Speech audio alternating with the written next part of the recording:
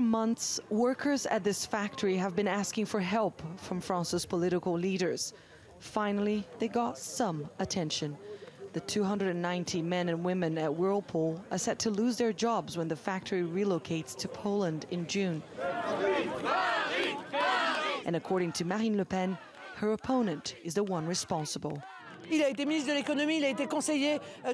was the economy minister and advisor to President Hollande for years.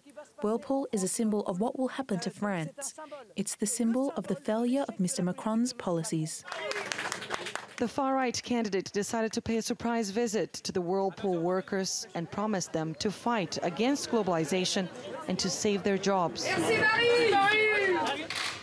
Meanwhile, Emmanuel Macron was meeting with union representatives at the local Chamber of Commerce. Madame Le Pen est donc venue à Amiens parce que j'y venais. Marine Le Pen came here because I came. Good for her. But she doesn't understand how this country works. And when he finally decided to meet the workers at the factory, he didn't get a warm welcome. L'annonce s'est faite le 24 janvier, comme je le rappelle. The relocation announcement was made in January, and I understand he was busy with the campaign and all, but since then, he's never come here, and that's not right. Amiens might be Macron's hometown, but many here see him as the outsider, especially the working class. In this once successful industrial bastion, the general sentiment is that globalization hasn't helped France's workers, and that was reflected in the first round of the presidential election.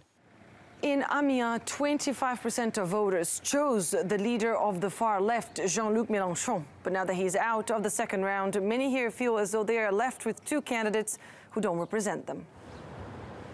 But for many Mélenchon supporters, Marine Le Pen and Emmanuel Macron are not the only options. Il y a le choix de l'abstention, il y a le choix du vote nul.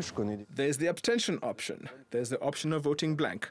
Here, people have understood that their life conditions are worsening by the day and their salaries being cut.